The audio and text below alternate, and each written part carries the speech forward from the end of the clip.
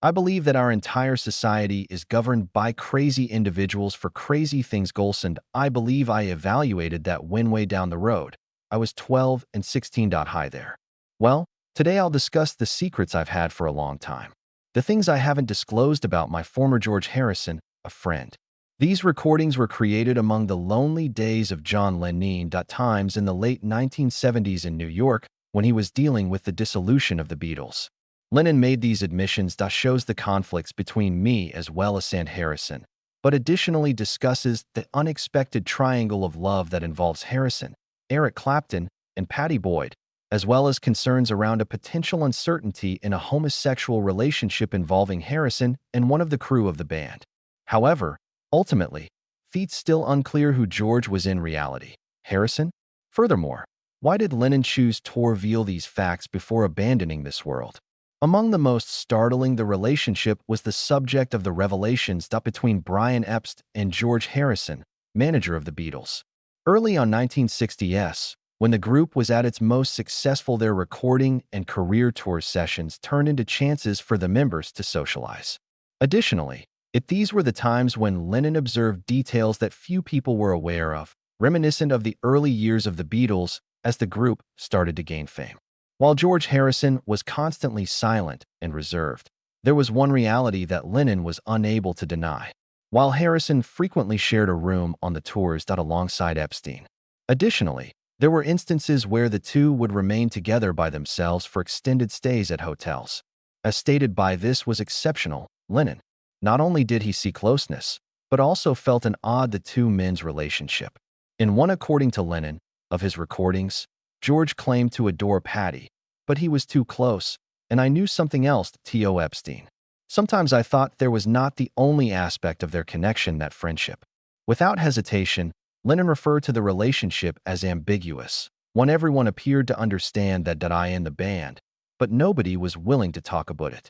Actually, the proximity between Epstein and Harrison had developed into an untold tale among the group, making Paul McCartney and others feel not happy.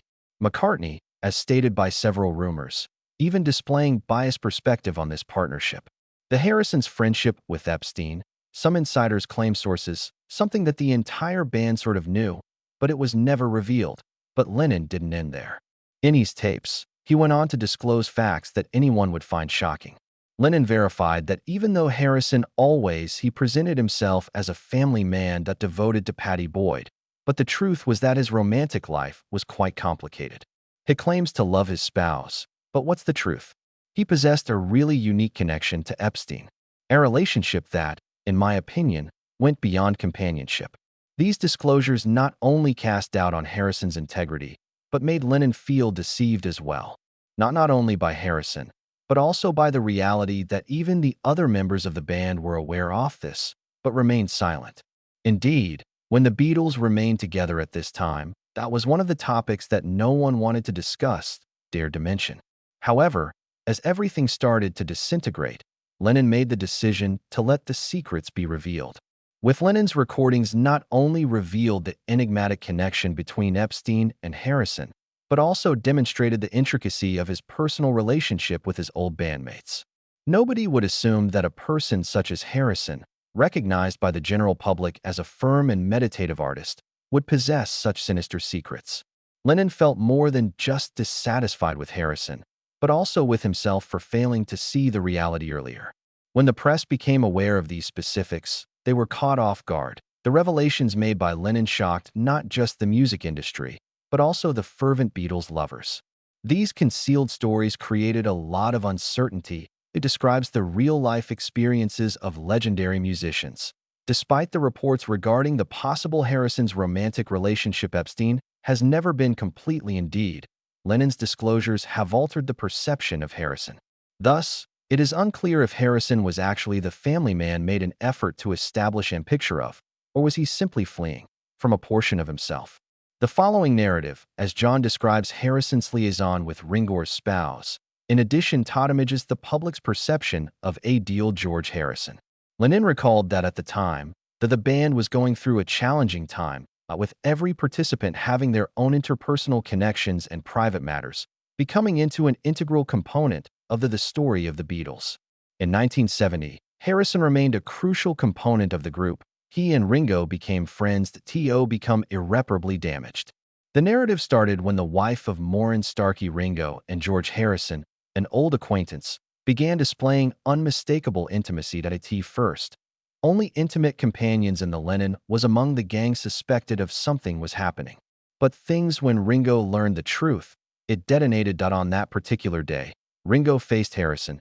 Everything went haywire. Command. In one of his songs, Lennon recalled recordings that Ringo found the truth. He lost his mind and was unable to remain composed. Ringo nearly quit the band. That he was taken aback. He was unable to think his closest buddy would act in this way to him. Lennon stated, his tone brimming with regret. The story didn't end there. The Harrison and Ringo's disagreement was not merely a straightforward discussion. It became a minor altercation in a recording studio where nobody was allowed to expect it. As said by those who attended the recording session, the mood was really tight that day that everyone else in the group had to observe helplessly from the sidelines. Everything accumulated in resentful words and charges. Ringo was deceived by the buddy he'd always thought of as close, was unable to regulate his feelings. Harrison, rather than expressing regret or emotion remorse, said nothing and kept quiet, increasing the level of tension. Lennon, who saw everything, was profoundly disappointed. While recording, I can't believe George, he groaned, that would harm Ringo in this way. He crossed a line that we were unable to overlook. The group was too near. However, George decided to treacherously abandon those who had been present for him over the years. This relationship didn't simply cause a significant divide between Ringo and Harrison as well. Additionally, it attracted attention of the whole music business. The press, constantly excited to learn more about Star's story, didn't pass up the chance to explore into this one. Reporters started covering the event, turning it into a hot topic in the media. The general public following this. Interviews with Maureen Starkey made the situation even more dire. In a Rolling Stone interview, Maureen acknowledged that the Harrison affair was brought on by isolation and desertment in her union with Ringo, something she could not stand any longer. But the repercussions of this scandal weren't limited to the treachery between Harrison and Ringo. Additionally, it produced injury that would never recover inside the band. McCartney, Lennon, and the others felt deceived, not only regarding love, but in their friendship as well had accumulated throughout the years. It was so shocking that it couldn't for things to return to their previous state. Previously, the connection between the members of the Beatles, already under stress from past disputes, it appeared irreversible. This event shook not just the music industry, but also created everyone doubts loyalty and treachery in a group that formerly represented companionship. The connection between Maureen Starkey and Harrison were not just in both a betrayal and an emotional betrayal, something that nobody in the band might fail to notice. And then the Fishers Startetto show, a significant query emerged. Could Will Harrison ever make amends for his actions? There would never be an answer. However, this tale would keep opening fresh doors full of sorrow, a triangle of love full of issues that even folks not possible for anyone concerned to predict. The narrative started in the late 1960s when the Beatles, Harrison, and Pattie Boyd Muse, we appeared to be living a ideal union. 1966 saw their marriage. During the peak of the Beatles, their profession. This pair turned into a symbol of affection in the creative neighborhood in the heyday of swinging London period, a partnership valued by the general public. But underneath the glitz, there were problems that hadn't been exposed. As their marriage progressed in 1970 started to chill, one name began to Eric Clapton makes an appearance in their story that Harrison's close pal Clapton had always been near them both, particularly at musical events, creative gatherings, and enthusiastic gatherings. But nobody anticipated the seed would be this intimacy for a romantic relationship that is complex. The majority of Harrison's time engrossed in music, Clapton progressively became nearer to Pattie. The rumors started to expand in the music business, and prior to lengthy, Clapton's friendship with Pattie was not kept a secret any longer. The loving motions, the close-up gaze gradually became a public connection. In his recording, Lennon couldn't conceal his disappointment and dissatisfaction when he described, George led a life that seemed to be transient, including his union with his spouse, didn't think loyalty was important. Rather than directly facing Clapton, Harrison stayed quiet, abandoning the group that impossible to comprehend why he chose not to take action. Even though it was a major surprise for Harrison didn't have a strong reaction, didn't lose his temper or doubt his abilities. Companion. The gossip around this treachery expanded and took front stage in the media. Even during an interview in 1971, Lennon acknowledged that Harrison appeared to have lost confidence in genuine love. He didn't believe in love and loyalty, leading a life that but anything might happen at any time. Moment.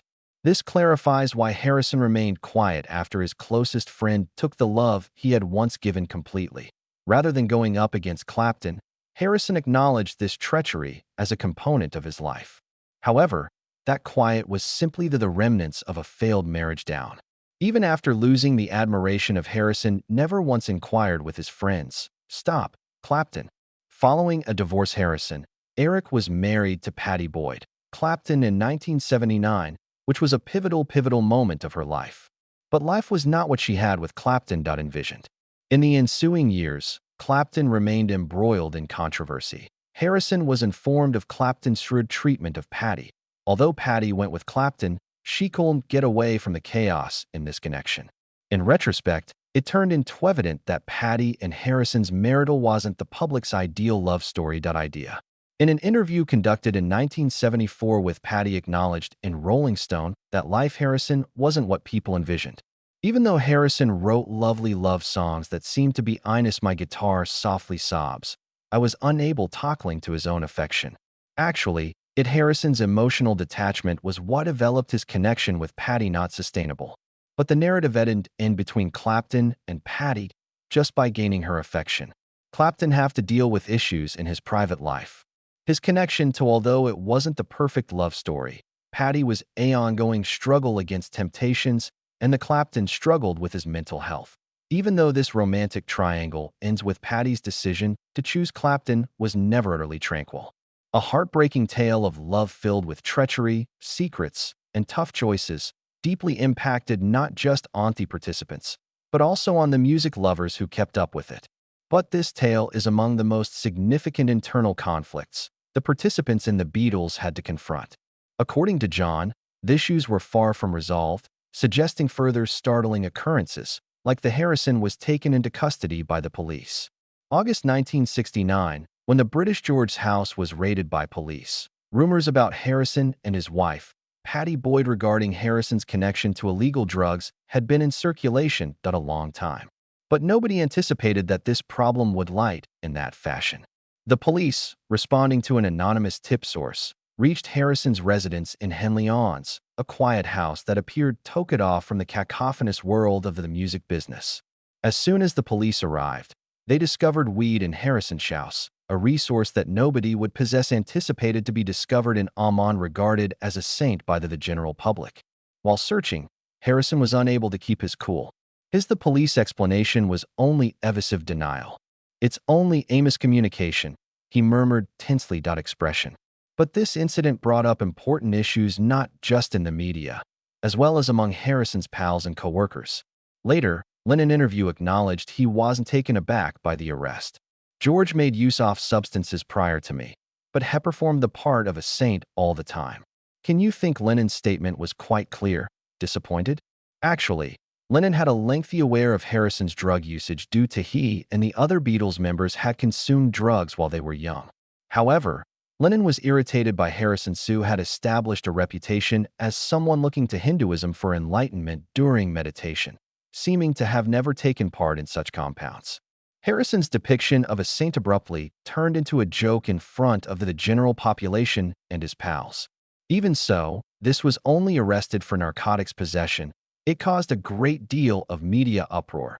Journalists are constantly keen to reveal the star's private life, right away leaped on the narrative. Large-scale newspapers such as The Times and NME promptly revealed bringing Harrison's name to the table after his arrest enters the public eye in an adverse light. Harrison, who had formerly regarded as a grave and scholar, was now being accused of being a hypocrite. His loyalty to Hinduism and his teachings regarding enlightenment claims were rendered meaningless in the public's perspective. Lennon went on to call out Harrison's dishonesty with himself, in addition to using drugs, but he also made an effort to appear as if he were morally upright, a man of enlightenment. I can't do that. Pardon, Lennon said. As Lennon and Paul McCartney had publicly acknowledged Harrison had developed a reputation for abusing narcotics instead of resisting temptation. Regarding Lennon, that was the most egregious instance of hypocrisy. Harrison was harmed by this arrest in addition to popular perception, but also established a profound gap in the connection between the Beatles members. The critique kept expanding, and Harrison's persistent attempts to conceal the facts regarding his private life prevented it from the band's remaining members to have faith in him. The treachery was not just off both of his bandmates and his fans. Harrison denied ever using narcotics. But since the truth had come to light, all of the saintly representations he had created were broken in the sight of the public. Lennon in his recordings were frequently critiqued. Harrison, making people think a bit of Harrison was the right person. Everyone thought he was a man who looked for enlightenment or just someone escaping the most sinister facets of his own life. This was not merely an arrest that Harrison's career shocked, but also a harsh reminder of the reality he had been hiding for a long time. Regardless of how Harrison attempted to clarify the image that he had diligently sought to uphold cold endure, the reality had been disclosed, and the query regarding Harrison's false enlightenment emerged as a subject that could not be disregarded in the upcoming chapter. When George Harrison came back during his 1968 journey to India, where he discovered serenity in Hinduism and through meditation, he attained enlightenment. Point 1 in the public's perspective. Harrison, constantly looking for a more profound significance in existence, now asserted to be someone pursuing a spiritual course. But when he gave religious sermons and spirituality, his best friend John Lennon, friend in the Beatles, was unable to stay quiet. In Lennon's later recordings, he expressed his displeasure and harsh critique of the spiritual Harrison was on a quest.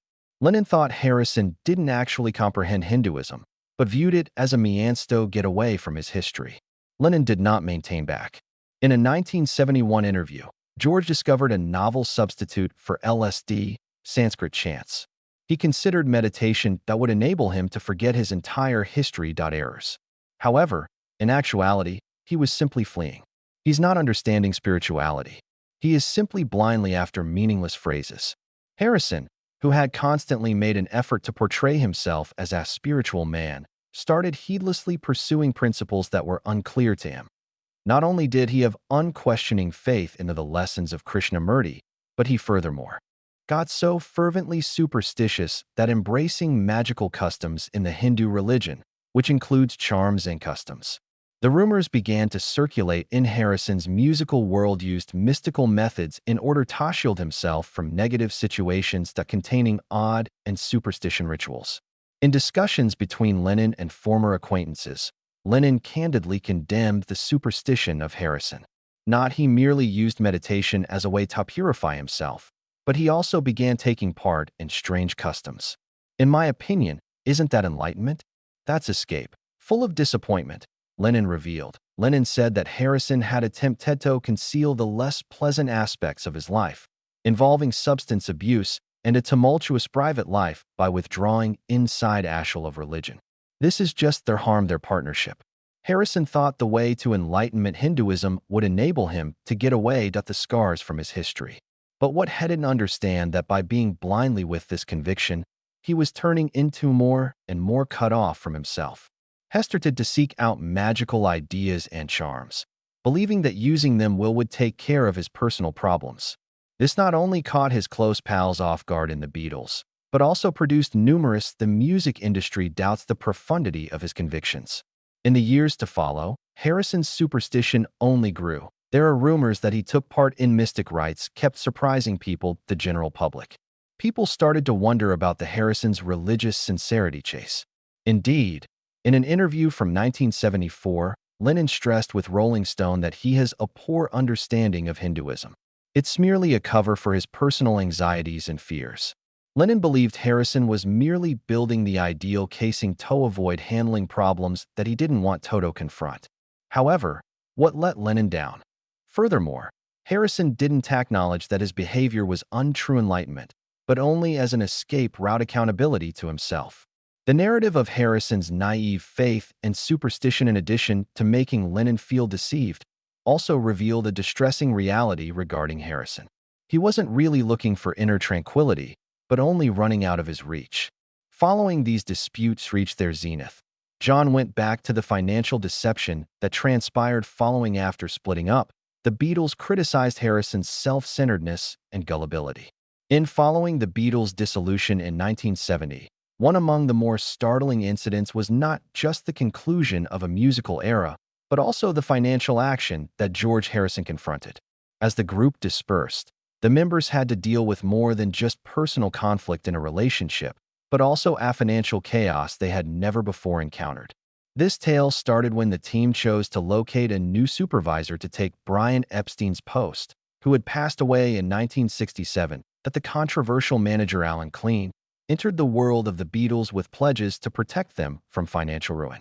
Clean, renowned for persuading skills and audacious financial plans, swiftly gained Harrison's confidence, as Harrison was a little gullible and untrained in handling his fortune. Harrison initially craved stability and tranquility following the band's dissolution, believed that Clean was the sole individual who could guide him through the financial emergency. But this choice would quickly turn out to be an irrevocable error. Harrison had faith in Clean, but close companions such as Paul and John Lennon McCartney had greater doubts about him.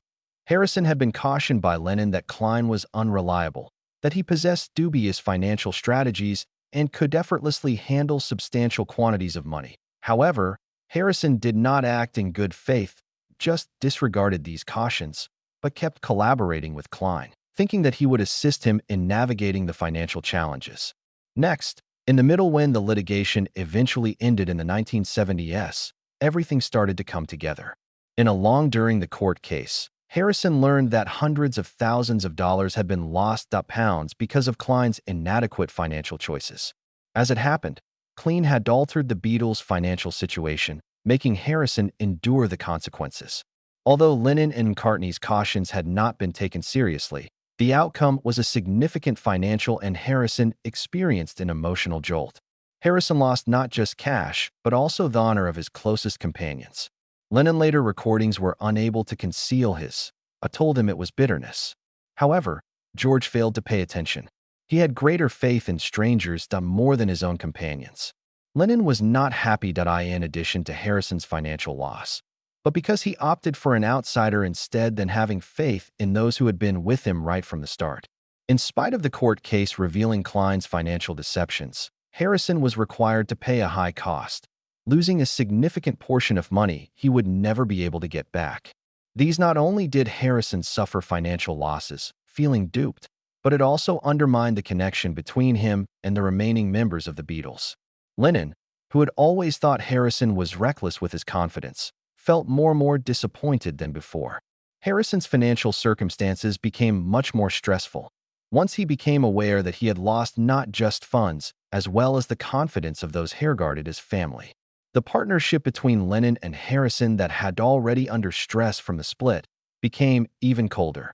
Lennon, following jotting down his ideas, proceeded to condemn Harrison for failing to pay attention to advice from his friend. Lennon believed that losing the worst thing wasn't the money. The worst the fact that Harrison had selected an outsider compared to those who had previously been there for him. John Lennon, in a record dialogue, candidly said that Harrison's album of his comeback was a delicately disguised assault against his former friends, communicating his nuanced feelings as well as discontent with the Beatles. The narrative started when Harrison published his debut, All Things Must Pass, was in 1970. He has dedicated his solo album to So A Lot of Work. Generally acknowledged as a significant moment in Harrison's musical career, few people expected this record to involve nuanced assaults, particularly on McCartney. Songs like As Vavwa and Ascended unfortunate that we are surrounded by annoyance and disillusionment with what Harrison had suffered throughout his tenure as one of the Beatles members. Wawa may be interpreted as a direct attack against McCartney, Harrison believed had suppressed his inventiveness throughout the years. Wow, you've shown me that you weren't just a caustic statement. Harrison used it as a means of voicing his annoyance with the band's dominance by McCartney putting too many limitations on creativity. Now, Harrison, who had consistently been regarded as the third participant in the McCartney and Lennon's group, believed he was never acknowledged for the well-earned. The connection between McCartney and Harrison who had been tense during the last years of the Beatles, were now utterly destroyed. With his enormous ego and conviction, McCartney thought he served as the group's focal point. Harrison's public behavior was intolerable, the criticism in his musical compositions. Although Harrison courageously conveyed the feelings that had long been suppressed, according to McCartney, he was being wounded in the rear. An origin from a Rolling Stone interview, 1971, showed that McCartney acknowledged, "No, Ivy, you never been so enraged, particularly if it's someone I regarded as a buddy." Harrison, profoundly disappointed, started to harbor increasing animosity for McCartney. It wasn't only regarding the suppression of his inventiveness, but also the individual disputes that they had at the time inside the band. Harrison sensed McCartney that oversaw all musical choices, denying him the ability to freely express himself. Harrison was not the only one harmed by this, that both creatively and emotionally, that McCartney's incessant declaration of as the group's commander made Harrison feel more and more alone. It was more than just a musical bond that dispute, but a representation of a greater metamorphosis inside Harrison.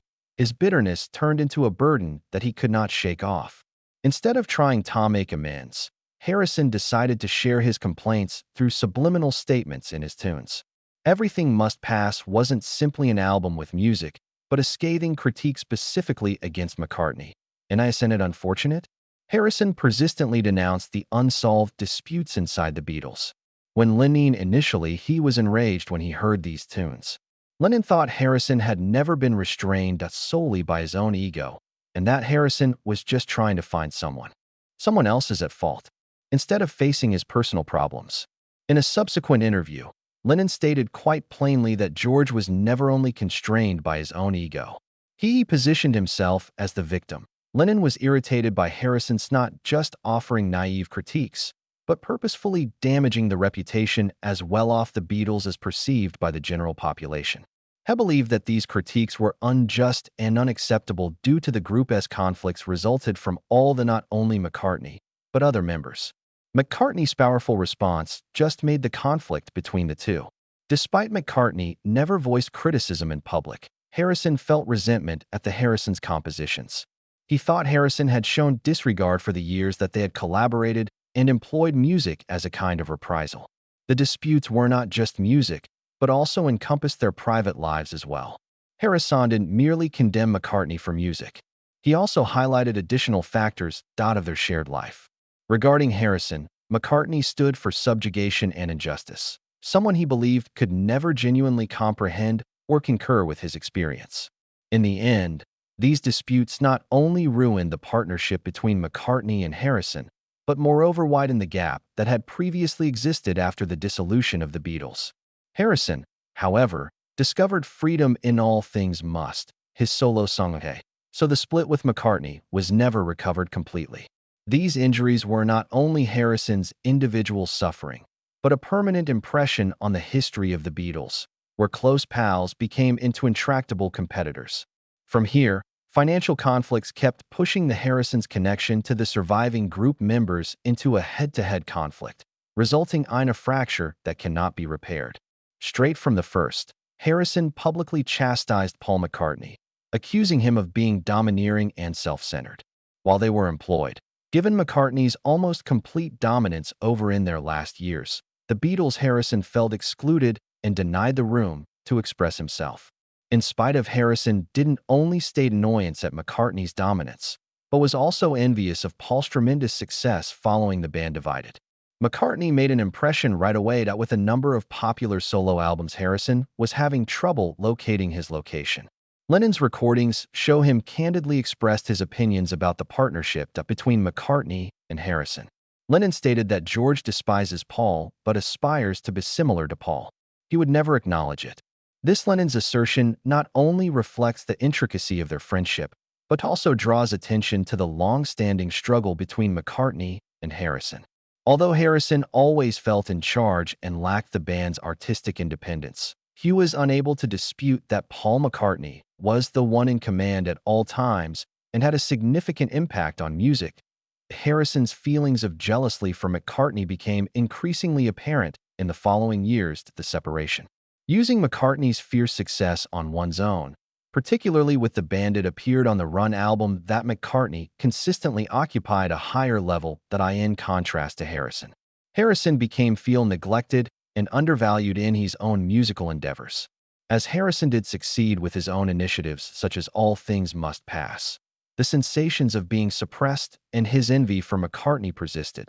They were both aware that the connection had evolved, but instead of addressing the problem head-on, they shunned one another in the musical discussions, increasing the tension evident.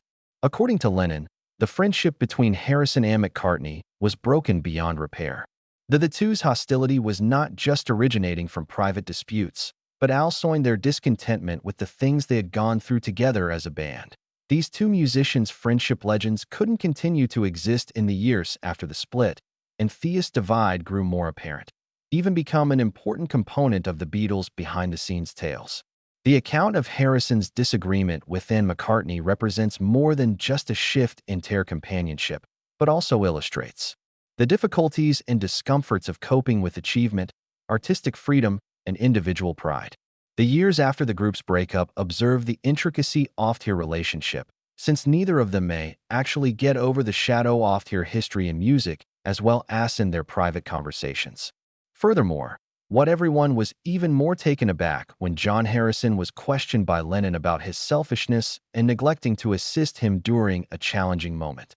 Following the win, the Beatles disbanded in 1970. The John Lennon's connection with George Harrison underwent a quick transformation. Additionally, the most notable incident in this split was Harrison did not extend an invitation to Lennon to attend the concert for 1971 Bangladesh.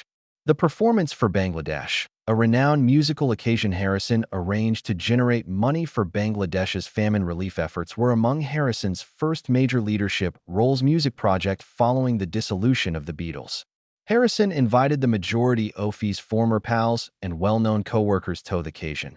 The lone individual who was Lennon, the close friend, was left out, at whom he had shared a memorable recollections from their stay in the Beatles. The true cause of Harrison Lennon was not invited to the concert because Bangladesh resulted from the partnership between Lennon and the wife of Yoko Ono Lennon. Harrison praised Lennon's affection, but in inventiveness, were unable to accept Yoko's participation in all of Lennon's endeavors. Harrison thought that Yoko was there, had disrupted and adversely affected the connections inside the Beatles, and he found it hard to believe that Yoko had a significant impact on Lennon. Lennon was asked by Harrison to attend the concert for Bangladesh. He stated unequivocally, "John is only allowed to take part if Yoko Ono isn't at a party." For Lennon, he was unable to accept it. Lennon and Yoko had been inseparable from the beginning, and requesting that he keep Yoko out of to him. The incident constituted a grave transgression. When Lennon turned down the invitation, it marked the conclusion of a musical reunion as well as but also the total collapse of their connection. Later, when considering Lennon was unable to discuss this incident in interviews that conceal his sense of betrayal. In one Lennon's interview with Rolling Stone declared, "It was unbelievable. I did all for Harrison, and ultimately, I felt as though he had done this to me, left behind." From that point on, the Harrison and Lennon's relationship was never the same. Harrison, but he made an effort to keep his distance and not openly denounce Lennon, as demonstrated by his behavior, which showed rage and internal strife. Additionally, after the conclusion of John remarked of the tape recording, "I wish he no longer made any errors, and I'll rip those people's masks off. It's truly terrible." So, the details about George Harrison, John Lennon departed that not only startled admirers, but also elevated significant doubts regarding the veracity of the spotlight of legendary musicians. Could we think again about the stories we've always? Are you familiar with the Beatles? What do you consider these discoveries? Distribute your opinions in the space provided here. Remember to subscribe so that you don't miss the upcoming articles.